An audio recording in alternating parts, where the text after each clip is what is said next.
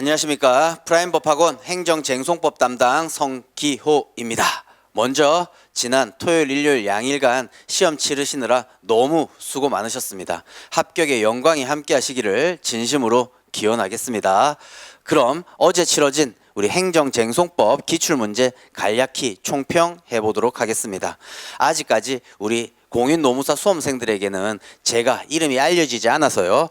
제가 스스로 882기호 행정쟁송법이라고 하면서 늘 여러분들한테 홍보 아닌 홍보를 하고 있는데, 저의 수강생들 분들은 이런 분도 계셨죠. 행쟁만 잘 봤어요, 뭐 이렇게. 여튼 한마디로 올해 행정쟁송법 문제를 총평해 보자면 무난했다라는 거죠. 뭐 저의 강의를 들은 분들은 소수일 거고, 또 그 많은 강의를 들으셨다면, 어느 정도 공부를 하셨다면 행정쟁송법만큼은 그래도 타 과목보다는 더 잘 점수가 나와야 되지 않을까라는 생각입니다. 자, 그렇다면 1문부터 한번 간단히 살펴보도록 하겠습니다. 모두 문제는 가지고 계시겠죠? 또 시험 또 치르셨으니까 문제 잘 머릿속에서 복귀하면서 저의 간략한 총평 한번 들어보시죠. 저희 수강생들은 그냥 답안까지 세팅되어 있었다고 저는 생각됩니다. 2기, 3기 동안 나올 거다라는 문제 다 나왔습니다. 그죠? 몇 번이나 답안 작성 연습하시는 문제들 그대로였습니다. 그러니까 시험장에서 시험지 받자마자 아마 기계적으로 답안지 쓰셨을 거예요. 그리고 우리 주관식 시험에서는 법전이 중요하다고 했습니다. 법전 활용이 중요한데, 뭐 법전에 있는 내용을 아예 법전 보지도 않고 머릿속에 담아둬야 될 내용이 있고, 또는 법전을 참조하면서 살짝 살을 붙여야 될 내용이 있고요. 그리고요, 아예 법전을 거의 베끼다시피 하는 정도의 내용이 있는 거죠. 하지만 이번 행정쟁송법 시험은 우리가 법전을 한 번도 들춰보지 않고도 법 조문 다 적을 수 있는 정도가 되셨죠? 네, 암튼 자, 1문부터 이제 설명해 보면, 1문은 1번이 원고적격이었고 2번이요 무명 항고 소송과 관련된 예방적 부작위 청구 소송이었습니다. 저의 강의를 들으셨던 분들은 모의고사 또는 2기, 3기 프린트를 통해서 계속 정리했었던 부분이기도 합니다. 그런데 일단 원고 적격도요, 만약에 저의 강의를 안 들으셨던 분이라면 간략히 두 문자. 왜 두 문자가 중요합니까?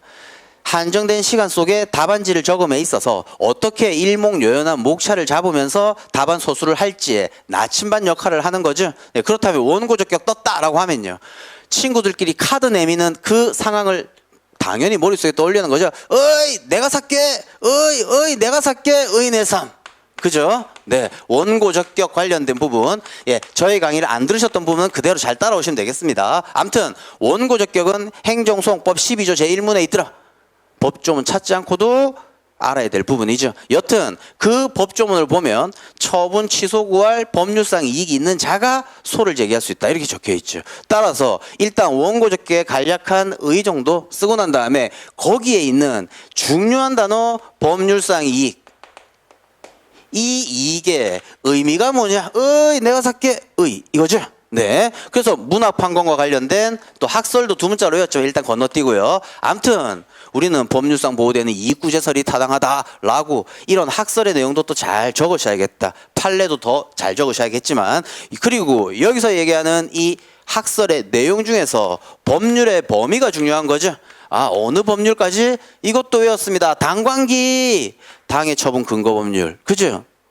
여기서 얘기하는, 여기서 우리 1문에 있어서는 토속 채취 허가 신청에 대한 허가 처분이었어요. 그렇죠? 토속 채취 허가 처분. 그 처분의 근거 법률이 보호하고 있는 이익이 있느냐, 뭐 이런 부분인 거죠. 그 다음 관련 법률 기본권까지도 고려하자. 당과 간이 기싸움하더라, 당관기, 이런 내용 적고, 결국은 제3자의 행정행위와 관련된 주민소송, 인인소송이라고 하는 거죠. 인인소송, 경원자 소송이 있는데 그 중에서 인인소송의 유형이 등장했었던 부분이죠. 그렇다면 여기서 잘 보면 또 그 인인소송의 인인이 누구였냐? 영농법인이었어요. 따라서 민소법 51조 당사자형 능력과 관련된 내용도 간단히 언급하셔야 되는 부분이죠. 예, 법인도 당사자형 능력 존재해. 따라서 이러한 법인에게 법률상 보호되는 이익이 존재하냐 안 하냐의 문제나 다름없는 그런 부분인 거죠. 네, 따라서 물음 1번, 문제 1번에 있어서의 물음 1번에 있어서는 원고 적격과 관련된 일반적인 논의를 잘 적고 난 다음에 판례의 그대로의 내용은 아니었죠. 네, 따라서 환경 영향 평가 구역 내냐 왜냐. 그런데 여기서는 피산지 내라고 했었어요. 따라서 그런 부분도 적으면 더 좋긴 하겠지만 이런 법인에게 있어서 누릴 수 있는 이런 이익이 결국 법률상 이익이냐 아니면 간사경, 간접적, 사실적, 경제적 이익에 불과하냐 이런 부분에 관한 케이스 포섭을 잘 하시면 되는 부분이죠. 네, 원고 적격 있다로 결론 내리시면 되긴 하는데 그 반대의 내용을 포섭했다 하더라도 그래요. 뭐 감점이 아주 많고 이렇진 않죠. 논리의 흐름만 잘 타면 되겠다라는 겁니다. 그 다음 물음 2번과 관련된 부분은 무명 항고 소송이죠. 또 이것도 한번 보면 우리 행정소송이다라고 했어. 행정소송은요. 종류가 또 제882교의 친구 항당민기죠. 항당민기야 황당한 짓 많이 하는 민기야 항고소송 당사자 민중기관소송. 그런데 이 항당민기는 고등학교 때 선도부가 아니라 치무부를 만들었더라. 취소소송, 무효동 확인소송, 부작위 위법 확인소송. 즉 항고소송의 유형은 이 세 가지가 있더라. 행정소송법상. 그죠? 그런데 여기에 나열돼 있지 않은 이름 없는 항고소송, 무명 항고소송. 그죠? 네. 즉 이 무명 항고소송 우리 또 의회 다니는 작품 의회작 의무이행소송 예방적 부작위 소송 자기 의무 확인 소송. 그런데 이것과 관련된 내용이죠. 네, 그래서 이름 없는 항고소송과 관련된 예방적 부작위 청구 소송에 대해서 쓰셔야 되는 부분이다. 그런데 의외로 배점이 30점이었습니다. 그렇죠? 그래서 혹자는 가처분이 또 논점이 아니냐라고 하는데 설문을 잘 읽어보면요. 이 행정청이 처분하기 전 단계죠. 그리고 어떤 소를 제기하는 것이 허용되는가를 묻고 있어요. 소제기와 관련된 부분이죠. 따라서 소제기와 관련된 이런 이름 없는 항고소송이 예방적 부작위 청구소송이 인정될 것인지 이것이 주된 논점이죠. 가처분을 적는다 하더라도 한두 줄 적는 거지 가처분이 주된 논점이 아닌 거죠. 네, 여튼 예방적 부작위 청구소송과 관련된 무명 항고소송. 그런데 여기서 포커스를 잘 맞추셔야 될 게 뭡니까? 우리는 행정이라고 하는 게 행정심판과 행정소송이죠. 따라서 행정심판과 행정소송이 다른 점이 뭡니까? 행정심판은 행정 내부적 통제지만 사법심사와 관련된 부분이 행정소송이죠. 따라서 행정부가 행한 일을 사법부가 뭔가 이래라 저래라 하지 마라 하는 것. 권력분리 원칙에 반하는 거죠. 따라서 행정심판에서 인정되는 의무이행심판, 임시처분 등등의 이런 내용들이 행정소송에서는 인정되지 않죠. 네, 그러다 보니까 그런 부분들이 중요한 내용으로서 등장하는 즉 행정청이 해야 될 일을 사법부가 뭔가 간섭한다. 하지만 마지막 결론은 뭡니까? 권력 분립이라는 게 어디에서 태생되었냐? 국민의 기본권 보장을 위해서 태생된 거죠. 예전 프랑스 혁명 기타 등등 몽테스키의 기타. 왜? 모든 권력이 군주에게만 인정되니까 기본권 보장이 안 되는 거죠. 세금도 군주가 처벌도 군주가 그러다 보니까 국가의 권력을 나눴던 거죠. 따라서 이런 점이 우리 서술 뭐라고 했습니까? 권력 분리 원칙이라는 의미도 국민의 기본권 보장을 떠나서는 이해할 수 없는 개념이다라는 거예요. 따라서 권력 분리 원칙 때문에 인정되지 않는다는 이런 것들도 실질적으로 권력 분리 원칙을 이해해서 인정해야 되겠다라는 거죠. 이게 검토죠. 하지만 이제 허용되는가라고 물었으니까 모의고사 때도 매번 연습했었던 부분이죠. 그래 허용되더라. 이런 논고도 잘 써야 되겠죠. 배점이 많으니까. 그리고 이런 학설상으로는 인정될지언정 대법원 판례에 의한다면 부정되고 있는 거죠. 따라서 뭡니까? 여기서 소송 제기한 갑이라면 갑 등 국민의 실효적인 권리구제 도모를 위해서 이러한 무명 항고 소송을 입법화함이 타당하겠다. 이런 마지막의 결론으로서 완벽히 마무리한다면 이 일문에 있어서의 물음 2번 이것도 완벽히 또 잘 적으실 수 있겠죠. 그래서 이런 점 행정심판과 행정소송이 또 조금 다른 점에 포커스를 맞추어서 또 답안을 조금 더 보충한다면 더 좋은 답안이 되겠다. 그래서 저한테 강의 들었던 수강생들은 정말 많이 연습했었던 부분이고 배점이 그나마 30점이다 보니까 조금 더 내용을 좀 풍부히 써야겠다라는 부분인 거죠. 네, 솔직히 제가 공인노무사 강의 2년 차입니다. 그리고 이번이 두 번째 기출 강의 해설인데 솔직히 제가 처음 공인노무사 강의 했었을 때 1년 차 때의 수강생들한테는요. 작년 1문의 1번이죠. 네.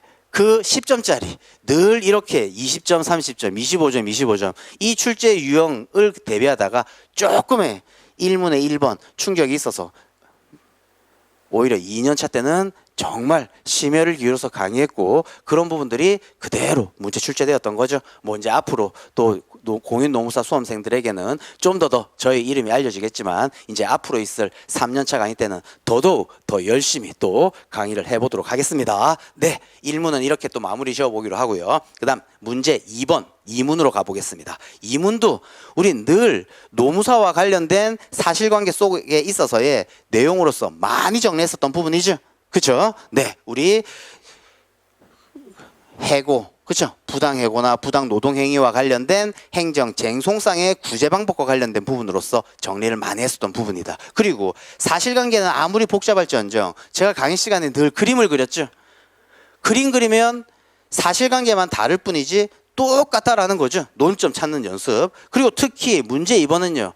유력한 문제로서 협의 소익 출제될 수 있다고 해서 정말 많이 연습했습니다. 그리고 2기였나 3기였나 마지막 기본서에 있는 최신 판례까지도 정리했었던 부분이죠. 협의 소익과 관련된 부분. 이것도 협의 소익도 우리 행정소송법은 예외만 존재하는 거죠. 예외 조문수로 원칙 조문이 없는 지금 방금 원고 적격이 12조 1문이라고 했다면 협의 소익 조문은 12조의 두 번째 문장 제2문이라고 하는 것에 있는 거죠. 그래서 제가 늘 공인노무사 이제 2년차, 이제 앞으로 이제 3년차 강의에 접어드니까 저 강의를 듣고 합격한 분들과 개를 하고 싶다고 했습니다. 그래서 쌍스러운 소리 한번 해보면 제가 존나 원하는 개가 있다고 했죠. 존원개. 이때는 협의 소익이 있고 소원해. 그쵸? 플러스 실효적 권리 구제 수단이 있는 경우 아무튼 이때는 협의 소익 없더라 뭐 이런 부분이었던 거죠. 이와 관련된 협의 소익 부분. 이것도 받는 순간 정말 법전 한번 참조해 보지 않고 쫙 써야 될 부분인 거죠. 케이스 포섭만 잘하면 되고 그 케이스 포섭에서 뭡니까?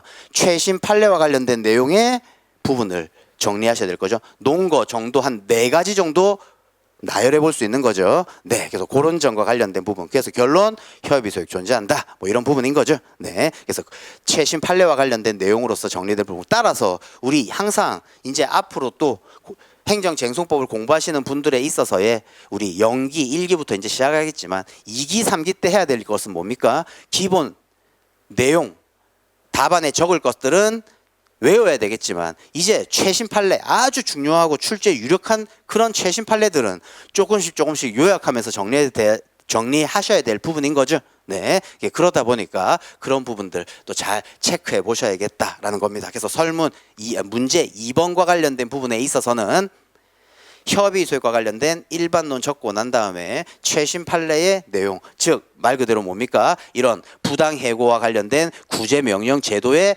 취지 내지는 목적, 그죠? 그 다음 또 지금 여기서 얘기하고 있는 원직에 복직하는 것과 그 다음에 그 정년 앞두고 만약에 해고되지 않았다면 그 기간 동안에 월급 기타 등등의 금전을 보상받는 것, 이런 것과는 서로 그래요, 구별되는 내용들이더라. 따라서 실효적인 민사소송이 반드시 실효적인 구제수단이라고 볼 수는 또 없더라라는 거죠. 그래서 이런 점에 있어서의 논거를 잘 서술하고 난 다음에 협의 소익 있다라고 마지막 결론 내리시면 되는 부분입니다. 그렇죠? 그래서 문제 2번에 있어서는 뭐 결론까지도 크게 다투어지지 않는 유력한 문제였다라는 거였습니다. 그 다음 문제 3번으로 넘어가면요. 이것은요, 저의 사례집에 그대로 있었던 부분이죠. 2020년 변호사 시험 기출문제 변형한 문제, 즉 사실관계만 변경되었을 부분이죠.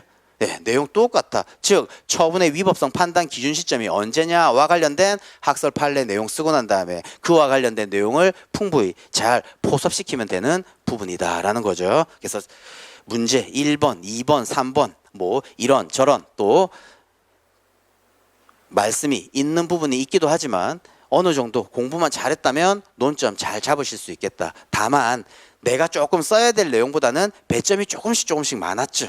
그죠? 네, 그러다 보니까 작년 같은 경우는 써야 될 내용보다 배점이 조금 작게 나왔다고 한다면 올해 문제에 있어서는 내가 써야 될 내용보다 배점이 조금 많았죠. 따라서 좀 더 상세히, 좀 더 자세히, 즉 행정 쟁송과 관련된 이 국민의 권리 구제 수단을 잘 이해하고 있는지, 정말 내공이라고 하는 거죠. 네, 그 행정 쟁송에 대한 이해도, 실력 이런 것들이 있는지를 또 판단하는 좋은 문제, 좋은 기출 문제라고 또 평가됩니다. 여튼 행정 쟁송법 아직까지 공인노무사 수험생 여러분들에게는 살짝 듣보잡이죠. 네, 송기호가 누구야? 이름도 회자되지 않을 수도 있는데 여튼 저의 강의를 들으셨던 분들은 무난하게 또 잘 보셨을 거라고 보고, 무난한 게 그냥 안다는 것이 무난한 게 아니죠. 내가 답안 1페이지부터 마지막 페이지까지 써야 될 내용들이 쫙 세팅되어 있다. 그리고 그 세팅된 것이 어떻게 답안을 적을지, 방금 두 문자처럼 두 문자로서도 목차가 쫙 정리되어 있는 거죠. 받자마자 이거 본 문제네, 또 외웠던 그 유형의 문제네 라고 해서 열심히 쓰셔야 되는 거죠. 그 다음 또 늘 강의 시간에 말씀드렸던 것처럼 법전을 안 보고도 써야 될 문제, 법전을 참조해야 될 문제, 아예 법전을 뺏겨야 될 문제. 그런데 이번 시험에서는 법전을 아예 참조하지 않고도요, 한 페이지 넘기지도 않고 법 조문들 다 외우셔야겠죠. 방금도 아까 얘기했던 법인, 민소법 이것까지도 들쳐가지고 몇 조인지 외워야 돼? 51조. 법인 아니라면 52조까지. 그죠? 이런 부분들 다 법전 활용도 잘 하셔야겠다라는 겁니다. 아무쪼록 저에게 수업 들은 또 수강생 여러분들 모두 또 합격의 영광이 있길 바라고요. 뭐 아직까지는 소수니까 제 강의가 아니더라도 행정쟁송법 열심히 공부하셨던 분들이라면 그 노력의 대가가 반드시 있기를 바라겠습니다. 이제 올해 제가 이제 공인노무사 여러분들에게 선보이는 3년차 강의인데요. 한 이 정도 됐다면 이제 구력이 좀 쌓였죠.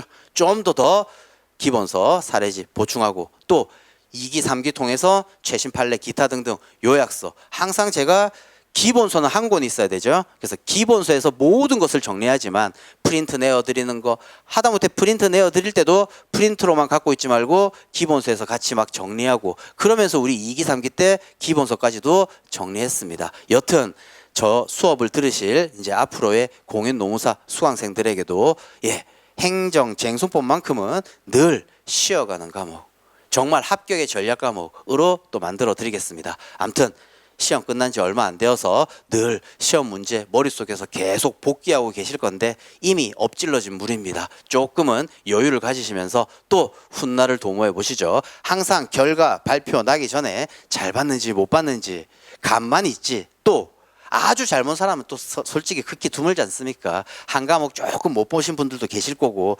따라서 이제 발표 날까지 희망 고문이 있는 거죠. 근데 너무 또 거기에 연연하지 마시고 앞으로의 계획이나 이런 것들 잡으시면서 조금 한숨 돌려보시기 바랍니다. 이제 조만간 제가 또 3년차 강의, 이제 가장 기초적인 입문 강의, 맛보기 강의 뭐 이 정도로 또 촬영을 하면서 또 여러분들과 함께 얼굴 맞대면서 행정쟁송의 신기원을 세워보도록 하겠습니다. 시험 보시느라고 너무 수고 많으셨습니다.